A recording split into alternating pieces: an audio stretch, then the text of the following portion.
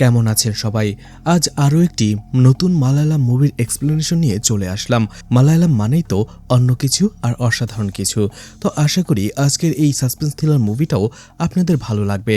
তো আজ এক্সপ্লেন করতে যাচ্ছি 2026 সালে মালায়ালাম ভাষায় সদ্য মুক্তি পাওয়া মুভি মারুভাষাম, যার অর্থ অপরপিঠ। তো hi guys, welcome to my channel ফিল্মের গল্প। এমন নতুন আর অসাধারণ সব মুভি আর ওয়েব সিরিজের এক্সপ্লেনেশন বাংলা দেখতে চাইলে চ্যানেলটিকে সাবস্ক্রাইব করে রাখতে পারেন। মুভির শুরুতেই রাতের বেলা একটি এটিএম বুথকে দেখানো হয়, যে বুথের ভেতরে কয়েকজন ডাকাত ঢুকেছিল। কিন্তু এটিএম বুথের ভেতরে তখনও সেখানকার সিকিউরিটি গার্ড জর্জ ছিল। আর জর্জ সেই ডাকাত দলকে দেখার পরেই তাদের সাথে লড়াই করতে শুরু করে।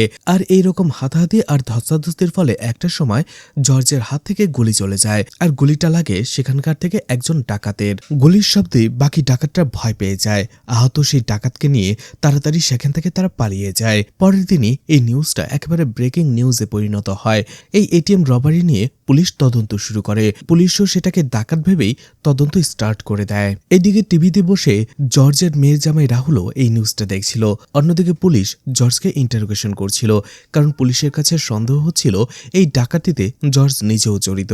যখনই তাকে জিজ্ঞাসাবাদ করা হচ্ছিল, জর্জ বারবার বলছিল এই ডাকাতির সাথে তার কোনো সম্পর্ক নেই। আসলে ডাকাতরা যখন গান দেখিয়ে তাকে ভয় দেখাচ্ছিল, সে শুধুমাত্র নিজেকে রক্ষা করার জন্যই গুলি করে ফেলেছে ভয়ে। কিন্তু কেন জানি পুলিশ জর্জের কথা একেবারেই বিশ্বাস করতে পারছিল না। বাইরে এসে পুলিশ অফিসার সচিন এবং আরও একজন কথা বলছিল। সচিনের মনে হচ্ছিল জর্জ এটা পুরোপুরি প্ল্যানের সাথে করেছে, কিন্তু প্ল্যানের মাঝখানে সেই গুলি চলাটাই গরমিল করে দিয়েছে সবকিছু, যার ফলে তারা ডাকাতি আর ঠিকমতো করতে পারেনি। অন্যদিকে জর্জ যাকে গুলি মেরেছিল, আমার তো মনে হয় তার অবস্থা সিরিয়াস, সে এতক্ষণে মারাও যেতে পারে। এরপরে সচিনের কাছ থেকে নিতিন জানতে পারে জর্জের মেয়ে মানসিক রোগে আক্রান্ত, যার ফলে সে আত্মহত্যা করার চেষ্টাও করেছে। এখন সে হাসপাতালে রয়েছে। পুলিশ এরপরেই ডক্টরের কাছে চলে যায়, মীরার ব্যাপারে জিজ্ঞেস করে। ডক্টর বলে মীরা এখন বিপদমুক্ত। এরপরে পুলিশ মীরার হাজবেন্ড রাহুলকে বকাঝকা করতে থাকে যে তার ওয়াইফ এমন একটা কাজ করতে যাচ্ছিল, আর সে তখন কোথায় ছিল। তখন ডক্টর বলে আসলে ওনার কোনো দোষ নেই, মীরা এর আগেও এরকম আরো বেশ কয়েকবার করার চেষ্টা করেছে। আসলে পুরনো কোনো একটা বিষয় নিয়ে মীরা অনেক বেশি ডিস্টার্ব। এরপরেই জর্জ তার মেয়ের এই অবস্থার কথা শুনে তার সাথে দেখা করার পারমিশন চায়। জর্জ পারমিশন পেয়ে গেলে সে হসপিটালে চলে যায় মীরার সাথে দেখা করতে। জর্জ মীরাকে বলে তোমার বাবা কোনো অপরাধ করেনি, তাই পুলিশ তাকে কিছুই করতে পারবে না, তুমি এইসব নিয়ে একেবারেই ভয় পেও না। সে মীরার এই অবস্থা দেখে ইমোশনাল হয়ে যায় আর বলে তুমি আমার মুখের দিকে তাকিয়ে হলেও এমন কাজটা বারবার করো না, তোমার বাবার কিছু হবে না। মীরা তখন বলে ঠিক আছে, সে এমনটা আর করবে না। মীরার এই অবস্থা কেন, আর জর্জ এই পরিস্থিতিতে কিভাবে ফেসে গিয়েছিল, সেই সবকিছু দেখানোর জন্য মুভিটা চলে যায় ফ্ল্যাশব্যাকে। জর্জ ছোটবেলা থেকেই তার মেয়ে মীরাকে অনেক বেশি ভালোবাসত। অন্যদিকে রাহুল অর্থাৎ মীরার যে হাজবেন্ড ছিল, সে ছিল তাদের প্রতিবেশী। রাহুলের বাবা যখনই তাকে কোনো কিছু ধমক দিত বা বকাঝকা করত, মীরা এবং মীরার বাবা এসে তাকে সাপোর্ট করত, আগলে রাখত। আর এভাবেই মীরা আর রাহুলের পরিবারের মধ্যে অনেক ভালো আর গভীর একটা সম্পর্ক হয়ে যায়। মীরা আর রাহুল ছোটবেলা থেকেই তাদের বেশিরভাগ সময়টা একসাথেই কাটাতো, আর এটা জর্জ এবং রাহুলের বাবা মানিকানও পছন্দ করত। আর এই জন্য তারা কখনোই বাধা দিত না। জর্জ আর মানিকানের ফ্যামিলির মধ্যে সম্পর্কটা কতটা গভীর ছিল ছোট্ট একটা ঘটনা দেখলে বোঝা যায়। জর্জের স্ত্রী ড্রাইভিং শিখতে চেয়েছিল, আর এই জন্য তারা দুই পরিবার মিলে আলোচনা করে দুই পরিবারের শেয়ারে একটা গাড়ি কিনে ফেলে, যেটা দিয়ে জর্জের স্ত্রী ড্রাইভিং শিখবে।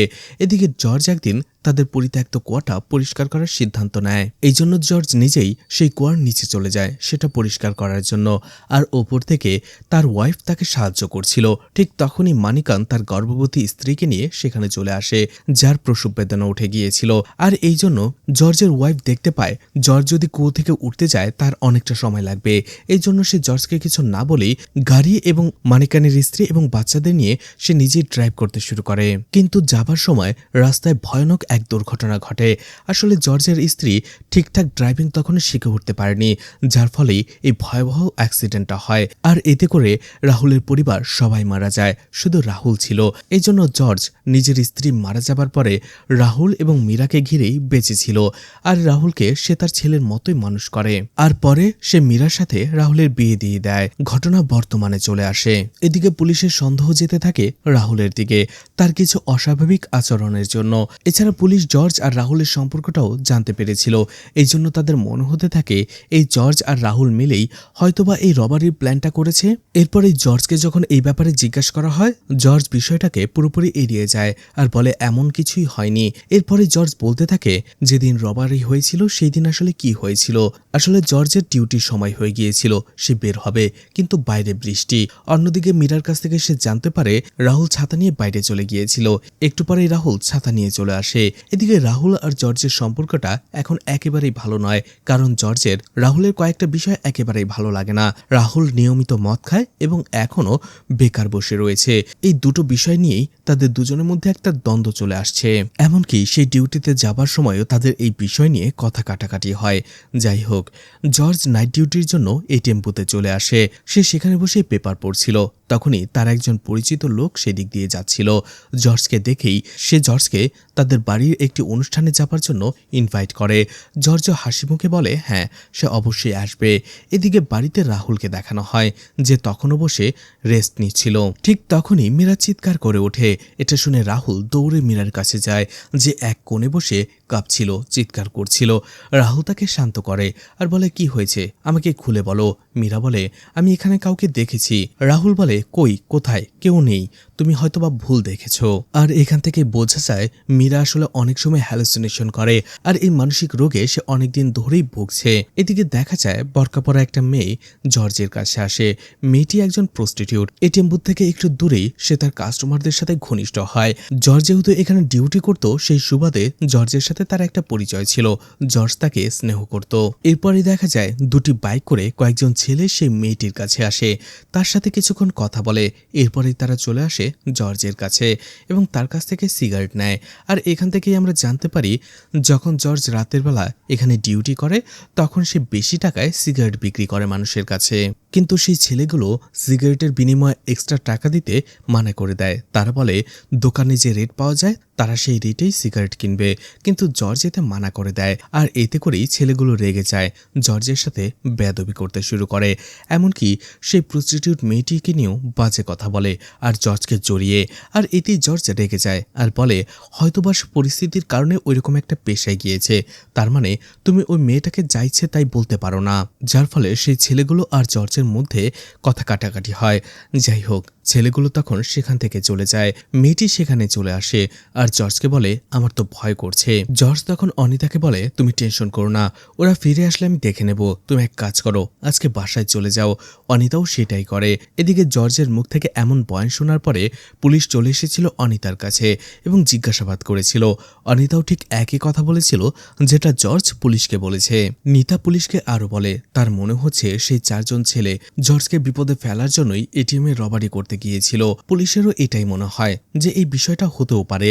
এদিকে সেই দিন চারজন যারা জর্জের সাথে তর্কাতর্কি করেছিল, কথা কাটাকাটি করেছিল, তাদের ঠিকানা পেয়ে যায়, যারা সেখানের এক লোকাল স্টেফেন নামক লোকের হয়ে কাজ করে। পুলিশ যেহেতু তাদের ঠিকানা পেয়ে গিয়েছিল, তারাও সেখানে চলে যায় সেই চারজনকে ইনভেস্টিগেশন করার জন্য। এদিকে রাহুলকে দেখানো হয় যে তার বন্ধুদের সাথে বসেই মদ খাচ্ছিল, কিন্তু মদ খাওয়ার একটা পর্যায়ে তার বন্ধুরা রাহুলকে নিয়ে মজা করতে থাকে, কারণ রাহুল বেশিরভাগ সময়ই ফ্রিতে মদ খায় তার বন্ধুদের সাথে বসে আর বলে টাকা পরে দিয়ে দেবে। আর এই জন্য তারা তাকে নিয়ে মজা করছিল। আর এতে করেই প্রচণ্ড রেগে যায় রাহুল, তাদের মুখের উপরে টাকা ছুঁড়ে মারে আর বলে তোমরা তোমাদের টাকা পেয়ে গেছো, এখন এখান থেকে চলে যাও। রাহুল নিজেই সেখান থেকে চলে আসে। রাহুলকে এরপরে একটা পুরাতন বিল্ডিং এ চলে যেতে দেখা যায় যেটা পরিত্যক্ত ছিল। আর সেখানে একটা লুকোনো ব্যাগ থেকে রাহুল একটা টাকার বান্ডেল বের করে আর সেখানে সেই টাকাগুলো সে দেখতে শুরু করে। আর এখানেই একটা প্রশ্ন আসে যে রাহুলকে টাকার জন্য তার বন্ধুরা মজা করতো, সেই রাহুলের কাছে এত টাকা আসলো কি করে? তার মানে কি এটিএম বুথের লুটের পেছনে এই রাহুলের হাত রয়েছে? অর্থাৎ পুলিশ যে রাহুল আর জর্জকে সন্দেহ করছে সেটা কি সত্যি? এদিকে শহরের অন্য একটা জায়গায় কয়েকজন লোক মিলে একটা লোককে ধাওয়া করছিল। সেই লোকটা তাদের কাছ থেকে বাঁচার জন্য একটা পরিত্যক্ত বিল্ডিং এ এসে লুকায়, কিন্তু সেখানে আসার পরেই তার নাকে বিকট বাজে গন্ধ লাগে। সেই গন্ধের উৎস খুঁজতে গিয়ে সে হতবাক হয়ে যায়, কারণ সেখানে একটা লাশ পড়েছিল, আর সেই লাশের গায়ে কয়েকটা গানশটের চিহ্ন ছিল। যে লোকগুলো সেই ছেলেটিকে ধাও করছিল তারাও সেখানে চলে আসে, তারাও একই জিনিস দেখতে পায়। আর এরপরেই খবরে দেখা যায় সেই লাশটা ছিল সেই শহরেরই গ্যাংস্টার স্টেফেনের। পুলিশ এরপরেই যখন এই নিউজটা পায় তারা দুয়ে দুয়ে চার করে মেলাতে থাকে হয়তো সেই এটিএম রবারির মধ্যে এই স্টেফেনও জড়িত ছিল এবং জর্জ যাকে ভুলবশত গুলি করে ফেলেছে সেটাই স্টেফেন। এদিকে স্টেফেন যার হয়ে কাজ করত অর্থাৎ ভার্গিস, সেই ভার্গিস টেনশনে পড়ে যায় যে স্টেফেন আসলে মারা গেল কি করে। এদিকে স্টেফেনের নিউজ যখন সেই এটিএম রবারির সাথে জড়িয়ে টিভিতে প্রচার করা হচ্ছিল, ভার্গিস সেটা দেখার পরে বলে স্টেফেন আমার অনেক বিশ্বস্ত একজন লোক ছিল, আর ও আমাকে না জানিয়ে এটিএম রবারি এবং এই ধরনের কাজগুলো কিভাবে করলো। আমি তো অবাক হয়ে যাচ্ছি। স্টেফেন এরপরেই রেগে যায় এবং তার লোকদের বলে এই এটিএম রবারির সাথে আসলে কারা কারা জড়িত ছিল স্টেফেন ছাড়াও সেটা খুঁজে বের করো। ভার্গিস আসলে ভাবছিল যে স্টেফেনের একটা এটিএম রবারি করার কেন দরকার হলো, আর এই বিষয়টা সে জানতে চায়, কিন্তু পুলিশের ইনভেস্টিগেশনের উপরে তার কোনো আস্থা নেই, বিশেষ করে অন্য পুলিশের। এই জন্য সে একজন পুলিশকে রেকমেন্ড করে আর সেই কেসের দায়িত্ব তাকে দিয়ে দেয়। এদিকে পুলিশ অফিসার বাসু চলে আসে থানায়। এই বাসুকেই ভার্গিস এই কেসের দায়িত্ব দিয়েছিল। বাসু সেখানে আসার পরে জর্জকে ইন্টারোগেশন করতে থাকে। অন্যান্য পুলিশ অফিসার তাকে শান্তভাবে ইন্টারোগেশন করলেও বাসু সেখানে এসে জর্জের গায়ে হাত তুলতে শুরু করে।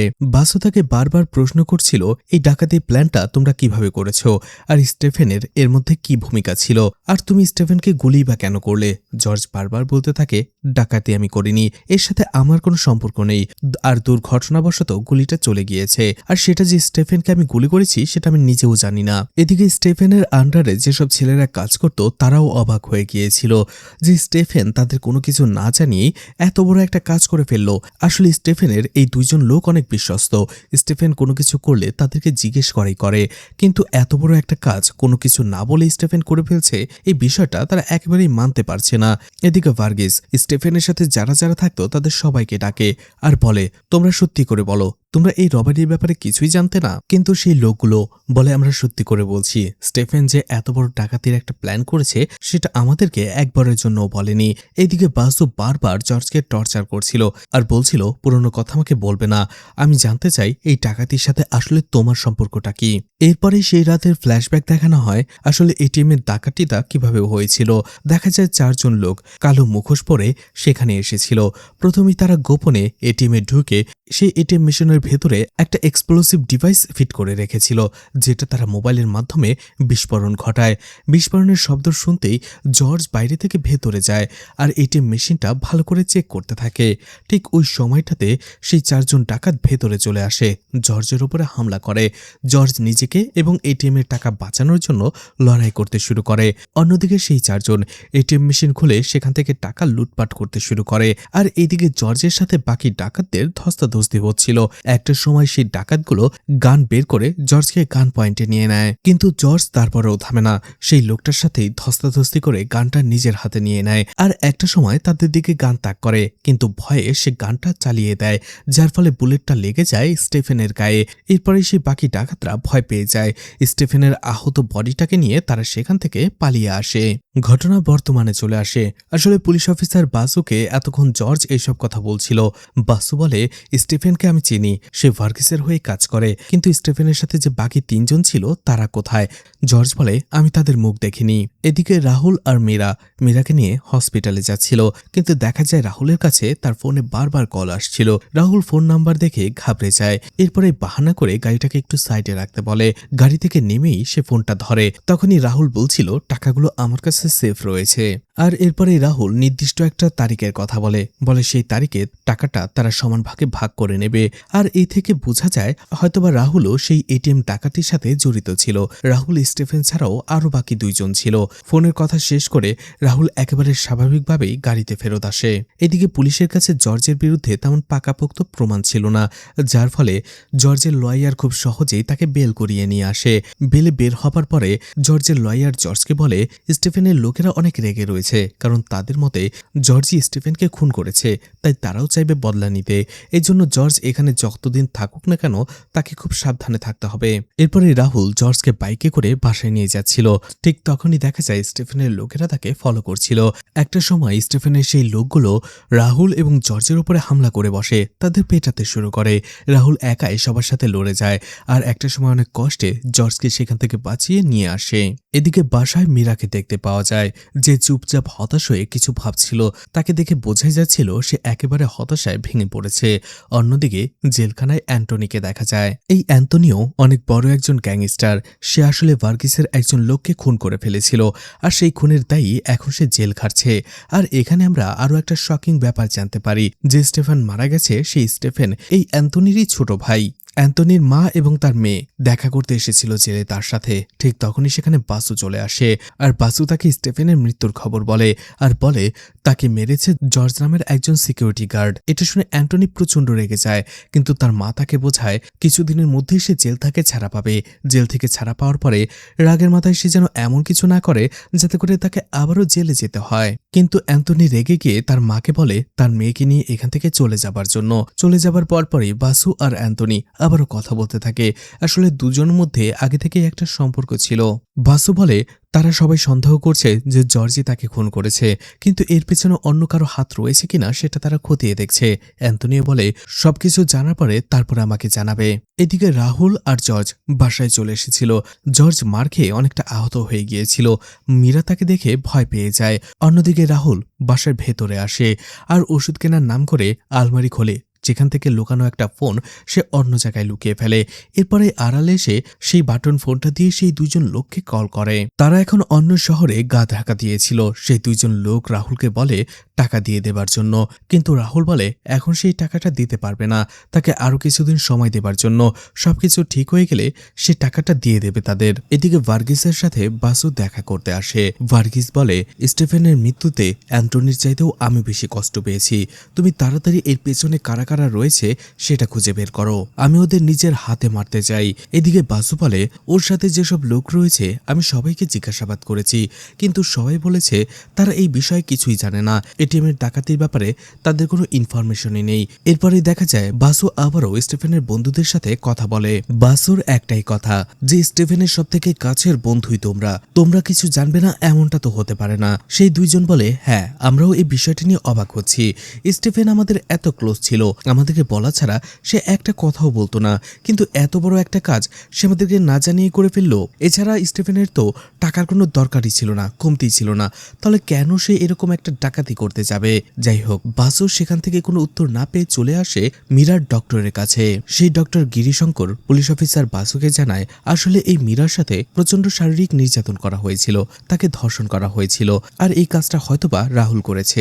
আসলে ছোটবেলা থেকেই রাহুল জর্জের বাড়িতে নিজের ছেলে হিসেবেই থাকতো, কিন্তু একটা সময় জর্জ নিজে থেকেই রাহুল আর মীরার বিয়ে দিয়ে দেয়। কিন্তু সমাজের অনেকে বলাবলি করে রাহুল ড্রাগসের নেশায় পড়ে মীরাকেও ড্রাগ অ্যাডিক্টেড বানায়, আর মাদকাসক্ত হওয়ার পরপরই সে মীরাকে ধর্ষণ করে, আর সেই থেকে মীরা ট্রমাতে চলে যায়। পরে জর্জ নিজের মানসম্মান বাঁচানোর জন্য দুজনের বিয়ে দিয়ে দেয়। ডক্টর বলে যদিও আমার মনে হয় এই বিষয়টা শুধুই একটা গুজব, এর পেছনে অন্য কোনো কারণ থাকতে পারে, কিন্তু এর পেছনের আসল কারণটা কি সেটা আমারও জানা নেই।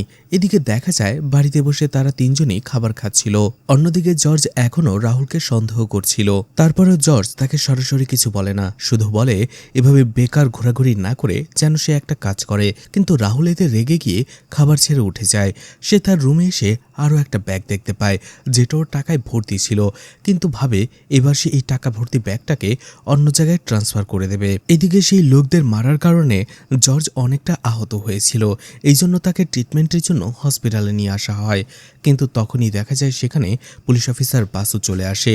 সে জর্জ আর রাহুল দুজনকেই সেখানে জিজ্ঞাসাবাদ করে। রাহুলকে বলে তুমি নাকি মীরাকে ধর্ষণ করেছিলে, আর এই জন্য কথাটা যাতে ছড়িয়ে না পড়ে তাই জর্জ তোমাদের বিয়ে দিয়ে দিয়েছে। রাহুল বলে এই সব মানুষের বানানো কথা, আমি আর মীরা একে অপরকে ভালোবাসতাম, আর আমরা ভালোবেসে বিয়ে করেছি। কিন্তু বাসু সেটা মানতে নারাজ, এমনকি সে মীরার মাদক নেয়ার কথা, অন্যদিকে রাহুলের মদ খাবার কথা, এই সব কিছুই বলতে শুরু করে। একের পর প্রেশার দিতে থাকে। রাহুলও রেগে যায়। তখন বাসু তার কলার চেপে ধরে। ঠিক ওই সময়টাতে মীরার চিৎকার করে বলে ওঠে। মীরা বলে রাহুল তার সাথে কখনো খারাপ কিছু করেনি, কারণ সে তাকে অনেক ভালোবাসে আর মীরাও তাকে অনেক ভালোবাসে। তার সাথে যেটা হয়েছে সেই নারকীয় ঘটনাটা অন্য কেউ ঘটিয়েছে। সে যদি তার নাম পুলিশকে বলে দেয়, পুলিশ কি তার বিরুদ্ধে অ্যাকশন নেবে, তাকে ধরতে পারবে? এই কথা শোনার পরে পুলিশ অফিসার বাসু আর একটা কথাও না বলে সেখান থেকে চলে আসে। বাসায় আসার পরে মীরা আর রাহুলকে দেখা যায়। সেখানে রাহুল অনেক টেনশনে ছিল। রাহুল মীরাকে বলে, তুমি হুট করে পুলিশের কাছে এমন কথা কেন বললে? মীরা বলে, আমি বলতে চাইনি, হুটহাট করে মুখ দিয়ে বের হয়ে গেছে। এরপরে আমাদের একটা ফ্ল্যাশব্যাক দেখানো হয়। বেশ কয়েক মাস আগে মীরা আর রাহুল দুইজনে বাইরে বের হয়েছিল। মীরা একটা জায়গায় শপিং করছিল, তখনই তার সাথে রাহুলের কথা হয় তারা একটা জায়গায় মিট করবে। কিন্তু শপিং সেন্টার থেকে বের হবার পরপরই মীরার দেখা হয় স্টেফেনের সাথে। আর এই স্টেফেনের সাথে মীরার আগেও পরিচয় ছিল। আসলে কলেজে তারা পুরনো বন্ধু ছিল। তখনই স্টেফেন তাকে জুস খেতে দেয়, আর সেও কোনো প্রকার সন্দেহ ছাড়াই সেই জুসটা খেতে শুরু করে। এরপর স্টেফেন জিজ্ঞেস করে সে কোন দিকে যাচ্ছে। মীরা যখন জানায়, স্টেফেন বলে, আমিও সেই দিকেই যাচ্ছি, চলো তোমাকে গাড়ি দিয়ে নামিয়ে দেই। মীরাও এতে রাজি হয়ে যায়। এদিকে দেখা যায় মীরা যখন পুরো জুসটা শেষ করে ফেলে, তার মাথা চক্কর দিতে থাকে। এরপরেই মীরা অজ্ঞান হয়ে যায়। মীরা যখন চোখ খুলে সে দেখতে পায় সে পুরাতন একটা বাড়িতে এবং তার হাত পা একটা বেডে বাঁধা, আর বুঝতে পারে তার সাথে কি হয়েছে। আর এখানেই বুঝতে পারি স্টেফেন আসলে সেই জুসের ভেতরে ঘুমের ওষুধ মিশিয়ে দিয়েছিল।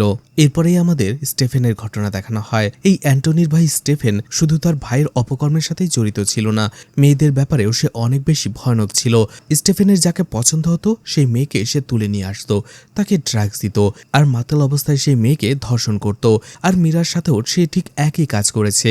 মীরাকে সে আবারও ড্রাগস দিতে চায়। তখন মীরা কাঁদতে কাঁদতে হাতে পায়ে ধরে তাকে বলে তাকে যেন ছেড়ে দেয়। মীরা বলে, আমার অলরেডি রাহুলের সাথে বিয়ে হয়ে গেছে, প্লিজ তুমি আমাকে ছেড়ে দাও। তখন স্টেফেন বলে, তোমার উপরে আমার অনেক দিনের নজর ছিল সেই কলেজ থেকে, কিন্তু সুযোগ পাইনি। আর তুমি কি বলছো তোমাকে ছেড়ে দেব? দাঁড়াও, তোমাকে একটা জিনিস দেখাই। আর এরপরে রানী নামের একটি নগ্ন মেয়েকে সেখানে আনে। আর এখান থেকে আমরা জানতে পারি এই রানীকে স্টেফেন 1 মাস আগে কিডন্যাপ করে নিয়েছিল, অর্থাৎ এই 1 মাস ধরে রানী নিখোঁজ। রানীর বাবা যদিও পুলিশে কমপ্লেন করেছে, কিন্তু পুলিশ এখন পর্যন্ত রানীকে খুঁজে বের করতে পারেনি। অন্যদিকে এই নরপশু স্টেফেন রানীকে এখানেই রেখে বারবার ড্রাগস দেয় এবং তার সাথে বারবার শারীরিক সম্পর্ক করে, আর এভাবে মেয়েটাকে পুরোপুরি ট্রমার মধ্যে ফেলে দিয়েছে সে। স্টিফেন বলতে থাকে রানীর ওপর থেকে তার মন উঠে গেছে, তার শখ মিটে গেছে, সে তাকে কয়েকদিন পরেই ছেড়ে দেবে। আর এবার পালা মীরাকে সে তার মনের ইচ্ছে মতো ভোগ করবে। এদিকে সময় মতো ঘরে না ফেরাতে জর্জের সন্দেহ হয়। মীরা আর রাহুলের ফোনেও সে পাচ্ছিল না, এই জন্য তার সন্দেহটা বেড়ে যায়। আর অবশেষে সে পুলিশ স্টেশনে চলে যায় মিসিং কমপ্লেন লেখানোর জন্য। কিন্তু দেখা যায় পুলিশ সেই কমপ্লেনটাও নিচ্ছিল না, বলছিল 24 ঘন্টা না হলে মিসিং কমপ্লেন নেওয়া যাবে না। কিন্তু জর্জ যখন বারবার প্রেশার দিচ্ছিল, তারপরেও পুলিশ সেই বিষয়ে মাথা ঘামাচ্ছিল না। উল্টো জর্জকে বলে, দেখুন হয়তোবা আপনার মেয়ে কারোর সাথে পালিয়ে গেছে কিনা। এদিকে স্টেফেনকে দেখানো হয় যে আবারও মাদক দিয়ে মীরাকে ধর্ষণ করে। অন্যদিকে সেখানেই অসহায় অবস্থায় পড়েছিল রানীও এসব কিছু দেখছিল। মীরার সাথে সবকিছু করার পরে স্টেফেন যখন টায়ার্ড হয়ে বাইরে এসে দাঁড়িয়ে থাকে, ঠিক ওই সময়টাতে অনেক কষ্টে রানী উঠে দাঁড়ায়, আর সেখান থেকে একটা লাঠি নিয়ে প্রচন্ড জোরে স্টেফেনের মাথায় আঘাত করে। স্টেফেন সেখানেই অজ্ঞান হয়ে যায়। আর এই সুযোগে তারা দুজনেই সেখান থেকে পালিয়ে চলে আসে। কিছুদূর আসার পরেই তারা একটা বাড়ি দেখতে পায়, আর সেখানে তারা কয়েকজন লোকও দেখতে পায়। রানী বলে, চলো সেখানে যেয়ে আমরা সাহায্য চাই। কিন্তু মীরার ভয় হচ্ছিল, যদি সেই লোকগুলো স্টেফেনের হয় তাহলে তাদের কি হবে। অন্যদিকে মীরা তাকে আটকানোর জন্য তার কাপড় ধরে টান দেয়, যেখানে রানী শুধুমাত্র একটা কাপড় জড়িয়েই দৌড়াচ্ছিল। কিন্তু মীরা তার কাপড় ধরে টান দেয়াতে সেই কাপড়টা খুলে মীরার হাতে চলে আসে, আর রানী তাড়াহুড়োয় নগ্ন অবস্থায় সেই দিকে দৌড়াতে শুরু করে। রানী যখন বুঝতে পারে তার শরীরে কাপড় নেই, সে তাড়াহুড়ো করে অন্যদিকে দৌড়াতে শুরু করে। সেই রোডে যেয়ে সে কার অ্যাক্সিডেন্ট করে, আর সেখানেই মারা যায়। এইসব কিছু দেখার পরে মীরা পুরোপুরি হতবাক হয়ে যায়। এমনিতেই স্টেফেন তাকে প্রচন্ড অমানবিক টর্চার করেছিল, আর তারপরে তার জন্য রানীর এমন মৃত্যু। এই দুটো বিষয় মীরাকে খুঁড়ে খুঁড়ে খায়। অপরাধ বোধ তার পুরো মন জুড়ে ছেয়ে গিয়েছিল, আর এটা থেকেই সে ট্রমার মধ্যে পড়ে গিয়েছে। এদিকে মীরা ভাবে যে এবার আর সে চুপ করে থাকবে না। সে পুলিশ স্টেশনে আসে আর বলে, সবাই যেটা ভাবে যে আমাকে রাহুল টর্চার করেছে, আসলে সেটা নয়, আমাকে টর্চার করেছিল সেই নরপিচা স্টেফেন। বাসু ভাবে এবার সে এই বিষয়টা খতিয়ে দেখবে, এই জন্য পুরাতন কেস ঘাটাঘাটি করতে শুরু করে। আর সেখানে দেখতে পায় সত্যি সেই ঘটনার কয়েকদিন পরেই মীরা পুলিশ স্টেশনে স্টেফেনের নামে কমপ্লেন করেছিল, কিন্তু পুলিশ সেই বিষয়টাকে একেবারেই গুরুত্ব দেয়নি, এমনকি কোনো প্রকার ইনভেস্টিগেশনই করেনি। এরপরে বাসু ঠিক করে যে রানী মারা গিয়েছিল তার বাবার সাথে সে কথা বলবে। এদিকে দেখা যায় পুলিশ আসার আগেই রাহুল আর জর্জ রানীর বাবার সাথে দেখা করতে এসেছিল। যেহেতু রানীর বাবা তার একমাত্র মেয়েকে হারিয়ে ফেলেছে, তাই তারা তাকে সান্ত্বনা দেয় এবং রানীর বাবার যাতে কিছুটা কাজে আসে এজন্য তাকে কিছু টাকা দিয়ে সাহায্য করে সেখান থেকে চলে আসে। এর কিছুক্ষণ পরেই পুলিশ অফিসার বাসু রানীর বাবার কাছে চলে আসে। বাসু রানীর বাবার মুখ থেকে পুরো ঘটনা জানতে চায়, কিন্তু রানীর বাবা রেগে যায়, কারণ রানীর বাবা মনে করে যে পুলিশের অপারদর্শিতার কারণে এবং পুলিশের অবহেলার কারণেই সে তার মেয়ে রানীকে হারিয়েছে। কিন্তু তারপরও রানীর বাবা পুলিশকে পুরো ঘটনাই খুলে বলে। রানীর বাবা বলে মীরা মেয়েটা এত কিছু সহ্য করেছে, তারপরও সাহস করে সে পুলিশে কমপ্লেন করেছিল। পুলিশ তো কিছু করেইনি, বরং আবারও স্টেফেন চেয়েছিল মীরাকে উঠিয়ে নিয়ে যাবার জন্য, এই জন্য সে কয়েকবার গাড়ি নিয়ে এসেছিল, চেষ্টাও করেছিল, কিন্তু পারেনি। ঘটনা আবারও ফ্ল্যাশব্যাকে চলে যায়। সেই ঘটনার পরে মীরা যখন বাড়ি ফিরে তখন জর্জ রেগেমেগে স্টেফেনের কাছে গিয়েছিল, কারণ সে তার মেয়ের জীবনটা নষ্ট করে দিয়েছে। অন্যদিকে স্টেফেন উল্টো জর্জকে পিটিয়ে সেখান থেকে বের করে দেয়। নিজের মেয়ের এত বড় সর্বনাশ এবং নিজের এই অপমান কোনো কিছুই আর মেনে নিতে পারছিল না জর্জ, যার ফলে স্টেফেনের বিরুদ্ধে তার মনের ভেতরে একটা ক্ষোভ তৈরি হয়েছিল, প্রতিশোধের একটা আগুন তৈরি হয়েছিল। এই সবকিছুই খুলে বলে রানীর বাবা। রানীর বাবা এটাও বলে যে স্টেফেনের মতো নরপশুকে যদি জর্জ মেরেও ফেলে তাতে তাদের কোনো আফসোস থাকার কথা নয়। এতে বাসুর সন্দেহটা আরও বেড়ে যায় যে নিশ্চয়ই জর্জ ইচ্ছে করেই স্টেফেনকে গুলি করেছে, জেনে বুঝে। এই পুরো ঘটনার পেছনে নিশ্চয়ই জর্জের কোনো হাত রয়েছে। এদিকে রানীর বাবার বাসা থেকে জর্জ আর রাহুল বাড়ি ফিরছিল, কিন্তু আবারও স্টেফেনের লোকেরা তাদের উপরে হামলা করে বসে। আগের বারের মতো এবারও রাহুল তাদের সাথে লড়াই করে আর সবগুলো লোককে প্রতিহত করে সেখান থেকে তাড়িয়ে দেয়। অবশেষে আবারও জর্জ আর রাহুল বাড়িতে ফেরে একসাথে। এদিকে বাসু আবারও মীরাকে থানায় ডাকে আর বলে সত্যি করে বলো, তোমার বাবা জর্জের নিশ্চয়ই স্টেফেনের মৃত্যুর পেছনে কোনো না কোনো হাত রয়েছে। কিন্তু মীরা বারবার বলে না, তার বাবা এমনটা করতেই পারে না, তার বাবা কোনো খুনি নয়। এদিকে বাসু কোনোভাবেই তার কথা বিশ্বাস করতে পারছিল না, এজন্য সে বারবার রেগে যাচ্ছিল, প্রেসার দিচ্ছিল।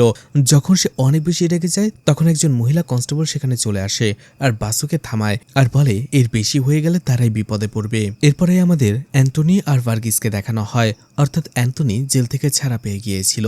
যদিও আসলে তারা দুজন একে অপরের শত্রু, কিন্তু তারপরও স্টেফেনের আপন ভাই ছিল অ্যান্টনি আর স্টেফেনকে নিজের ভাইয়ের মতো মনে করত ভার্গিস। আর সেই জন্যই স্টেফেন মারা যাবার পরপরই ভার্গিস নিজের পলিটিক্যাল পাওয়ার খাটিয়ে অ্যান্টনিকে জেল থেকে তাড়াতাড়ি বের করে নিয়ে আসে, কারণ তারা দুজনেই চাইছিল স্টিফেনকে যারা মেরেছে তাদের বিচার করার জন্য, প্রতিশোধ নেবার জন্য। এদিকে রাহুল আর জর্জ জানতে পারে যে মীরাকে পুলিশ স্টেশনে নিয়ে আসা হয়েছে, এজন্য দ্রুত তারা সেখানে চলে আসে। কিন্তু এখানে পুলিশ অফিসার বাসু তাদের মিথ্যে বলে যে কই না তো, মীরাকে তো থানায় নিয়ে আসা হয়নি, দেখুন অন্য জায়গায় খুঁজে, নিশ্চয়ই কোথাও গেছে। অন্যদিকে জর্জ আর রাহুল বাসুর কথা শুনেই বুঝতে পেরে যায় যে সে মিথ্যে বলছে, নিশ্চয়ই এই বাসু মীরাকে কোথাও লুকিয়ে রেখেছে। এদিকে জর্জ আর রাহুল তারা বুঝতে পারে এই সব কাজ পুলিশ অফিসার বাসু কার কার নির্দেশে করছে। তারা অ্যান্টনিকে চিনত আর এটাও জানতো যে পুলিশ অফিসার বাসু অ্যান্টনির অনেক কাছের লোক, আর এই জন্য তারা অ্যান্টনিকে রিকোয়েস্ট করার জন্য তার বাসায় চলে যায়। কিন্তু সেখানে থাকা অ্যান্টনির বাইরে যে দুজন পাহারাদার ছিল তারা তাদের দুজনকে দেখে রেগে যায়। তখনই অ্যান্টনি বাইরে চলে আসে এবং তার লোকদের সেখান থেকে চলে যেতে বলে, এছাড়া জর্জ এবং রাহুলকেও, কারণ সে চায় না স্টেফেনের মৃত্যুর সাথে যারা জড়িত রয়েছে তাদের সাথে সে কোনো কথা বলবে। জর্জ আর রাহুল সেখান থেকে চলেই আসছিল, তখনই তারা দেখতে পায় অ্যান্টনির মেয়ে স্কুলে যাবার জন্য বের হয়েছে। তখনই তারা তাদের গাড়ি দিয়ে অ্যান্টনির মেয়েকে তুলে নেয় আর তাকে ফোন দিয়ে বলে যদি তার মেয়েকে ফেরত পেতে চায় তাহলে যেন সে একা সেই ঠিকানায় চলে আসে। অ্যান্টনিও সেটাই করে, নিজের মেয়েকে বাঁচানোর জন্য একাই সেই ঠিকানায় চলে যায়। অ্যান্টনি সেখানে আসার পরপরই জর্জ আর রাহুল তার মেয়েকে অ্যান্টনির হাতে তুলে দেয় কোনো প্রকার ক্ষতি করা ছাড়াই, আর বলে আমরা শুধু আপনার সাথে কথা বলতে চাই, আপনি প্লিজ পুলিশ অফিসার বাসুর সাথে কথা বলে মেয়েটাকে ছেড়ে দিতে বলুন। এইদিকে অ্যান্টনির লোকদের কাছ থেকে খবর পেয়ে পুলিশ অফিসার বাসুও সেখানে চলে আসে, কারণ সে ভেবেছিল অ্যান্টনি হয়তোবা হয়তোবা কোনো বড় বিপদে পড়তে চলেছে। সেখানে পুলিশ অফিসার বাসু অনেক রেগে ছিল, তাদের দিকে গান পয়েন্টও করে, কিন্তু অ্যান্থনি তাদের শান্ত করে। তখনই পুলিশ অফিসার বাসু একটা ভিডিও দেখায়, যেটার ভেতরে আসলে সে মীরার জবানবন্দি রেকর্ড করেছিল। মীরা সেখানে বলছিল স্টিফেনের মৃত্যুর পেছনে রাহুল আর জর্জের পরিকল্পনা ছিল, প্ল্যান ছিল। মীরা ভিডিওতে আরও বলে যে অ্যান্টনি তার জীবনটাকে পুরোপুরি নরক বানিয়ে দিয়েছে, ধ্বংস করে দিয়েছে। তার কাছে মনে হচ্ছে সে বেঁচে থেকেও মৃত। এমনকি স্টিফেন তাকে শুধুমাত্র শারীরিক নির্যাতন করেই ছাড়েনি, বরং তারপরও তাকে কয়েকবার মেরে ফেলার চেষ্টাও করেছে। এই ক্ষেত্রে তার বাবা এবং হাজব্যান্ড কি বা করতে পারত? এদিকে অ্যান্টনি সবকিছু শোনার পরে কিছু একটা ভাবে, আর এরপরেই সবাইকে সেখান থেকে চলে যেতে বলে। এটা শুনে পুলিশ অফিসার বাসু অবাক হয়ে যায় আর বলে, তুমি কি বলছো এসব? ওরা তোমার ভাইকে খুন করেছে আর তুমি ওদের চলে যেতে বলছো? তখনই অ্যান্টনি তাকে একটাই প্রশ্ন করে, ধরো তোমার মেয়ের সাথে যদি কেউ এমন করতো তাহলে তুমি কি করতে? পুলিশ অফিসার বাসু বলে, আমি ওকে মেরেই ফেলতাম। অ্যান্টনি বলে, হ্যাঁ, মীরা এবং তার পরিবার তারাও বাধ্য হয়ে এই কাজটা করেছে। তখনই আমাদের একটা সিক্রেট বলা হয়। আসলে যেই দিন জর্জ স্টিফেনের কাছে গিয়েছিল তার মেয়ের অপমানের বদলা নেবার জন্য, কিন্তু স্টিফেন উল্টো তাকে মারধর করে সেখান থেকে তাড়িয়ে দিয়েছিল। এই সব কিছু শুনে ফেলেছিল এবং দেখে ফেলেছিল অ্যান্টনির স্ত্রী, এবং অ্যান্টনির স্ত্রী জেলে এসে অ্যান্টনিকে পুরো বিষয় খুলে বলে যে তার ভাই একটা নরপিশাচ হয়ে গেছে, সে এভাবে মেয়েদের জীবন নষ্ট করে বেড়াচ্ছে। শুধু তাই নয়, স্টিফেন তার ভাবিকেও ছাড়েনি, তার ভাবিকেও সে ধর্ষণ করার চেষ্টা করেছিল। আর এটা শোনার পরে অ্যান্টনির মাথায় রক্ত উঠে যায়। অ্যান্টনি বুঝতে পারে তার ভাই স্টিফেন একটা নরপিশাচে পরিণত হয়েছে। সে যদি বেঁচে থাকে তাহলে একের পর এক মেয়ের জীবন ধ্বংস করে ফেলবে। আর এই জন্যই সে স্টিফেনকে মেরে ফেলার একটা প্ল্যান তৈরি করে। প্ল্যানটাই এতটাই ভয়ঙ্কর ছিল যে জর্জের পরিবারও বুঝতে পারেনি যে এই সবকিছুর আসল মাস্টারমাইন্ড অ্যান্টনি। অ্যান্টনি জেলখানাতেই তার খুব কাছের দুইজন লোককে ডাকে এবং এটিএম ডাকাতি করার প্ল্যানটা বলে, এছাড়া তার প্ল্যানটাও বলে। সেই দুইজন লোক প্রথমে রাহুলের সাথে কন্ট্যাক্ট করে। ডাকাতির কথা শুনে প্রথমে রাহুল একেবারেই নিষেধ করে দেয়, কিন্তু সেই দুইজন বলে তাদের আসল উদ্দেশ্য এটিএম ডাকাতি নয়, বরং স্টিফেনকে মেরে ফেলার। আর এই কথা শুনে রাহুল রাজি হয়ে যায়, কারণ এই স্টিফেন তার স্ত্রীর জীবনটাকে ধ্বংস করে দিয়েছে। প্রতিশোধ নেবার নেশায় রাহুল রাজি হয়ে যায় তাদের কথায়। অন্যদিকে রাহুল জর্জকেও পুরো বিষয়টা জানায়, আর জর্জও রাজি হয়ে যায়, কারণ স্টিফেন তার মেয়ের জীবনটাকে ধ্বংস করে দিয়েছিল। যেদিন এটিএমে ডাকাতি হবার কথা সেই দিন স্টিফেন ছাড়া বাকি সবাই জানতো যে স্টিফেনকে খুন করা হবে। ডাকাতির সেই রাতে প্রথমে তারা এটিএম বুথে ঢোকে প্ল্যান অনুযায়ী, আর সেখানে যেই তারা একটা ধস্তাধস্তির সিন তৈরি করে। জর্জের হাতে বন্দুকটা তুলে দেওয়া হয় আর জর্জ তাকে গুলি করে বসে, যে জর্জ শুধুমাত্র আত্মরক্ষার জন্য স্টিফেনকে গুলি করেছে। আর জর্জও তাদের প্ল্যান অনুযায়ী স্টিফেনকে গুলি করে বসে। অন্যদিকে সিসিটিভিতে যাতে কোনো কিছু ধরাই না পড়ে, তারাও ভয় পাওয়ার অভিনয় করে আহত স্টিফেনকে নিয়ে সেখান থেকে পালিয়ে আসে। আর এরপরেই স্টিফেনকে বাঁচানোর কোনো চেষ্টা না করে তাকে পুরাতন পরিত্যক্ত একটা বাড়িতে ফেলে দিয়ে চলে আসে। ঘটনা বর্তমানে চলে আসে। অ্যান্টনি বাসুকে বলে স্টিফেন যে পাপ করেছে সেটার শাস্তিও পেয়ে গিয়েছে, আর এতে রাহুল আর জর্জের কোনো দোষ ছিল না, যা করার আমিই করেছি। পুলিশ অফিসার বাসুও বুঝতে পারে এখন তার আর কিছুই করার নেই। আসলে অ্যান্টনি এরপরেই বাসুর মোবাইল থেকে মীরার সেই ভিডিও রেকর্ডটা অর্থাৎ জবানবন্দিটা ডিলিট করে দেয় আর বাসুকে বলে মীরাকে ছেড়ে দেবার জন্য। মীরাও ছাড়া পেয়ে অনেক খুশি হয় আর অ্যান্টনির কাছে কৃতজ্ঞতা প্রকাশ করে। অ্যান্টনি মীরাকে বলে, জানি তোমার জীবনে অনেক ঝড় বয়ে গেছে, কিন্তু তারপরও যা হয়ে গেছে সেটাকে একটা দুঃস্বপ্ন ভেবে ভুলে যাও আর নতুন করে বাঁচতে শুরু করো। মুভির শেষে আমরা আরও জানতে পারি রাহুল আসলে সবসময় মদ খেত না। মীরার সেই ঘটনার জন্য রাহুল নিজেকে দায়ী করে। সেই দিন যদি সময় মতো রাহুল মীরাকে আনতে যেতে পারত তাহলে নিশ্চয়ই স্টিফেন তাকে নিয়ে যেতে পারত না, আর সেই অপরাধ বোধ ভুলে থাকার জন্যই রাহুল মদ খেতে শুরু করেছিল।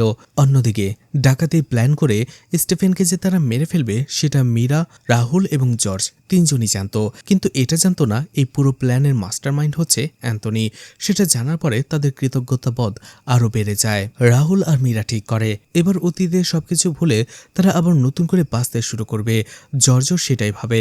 আর এই হ্যাপি এন্ডিং এর সাথেই মুভিটা শেষ হয়। তো মুভিটি আপনাদের কাছে কেমন লেগেছে কমেন্ট করে জানাতে পারেন, আর মুভিটা ভালো লাগলে লাইক কমেন্ট শেয়ার করে পাশে থাকতে পারেন। তো আজকের মতো বিদায় নিচ্ছি, আবারও দেখা হবে নতুন কোনো মুভি বা ওয়েব সিরিজ নিয়ে। ততক্ষণ পর্যন্ত ভালো আর সুস্থ থাকবেন সবাই। আজকের মতো বিদায় নিচ্ছি, আল্লাহ হাফেজ।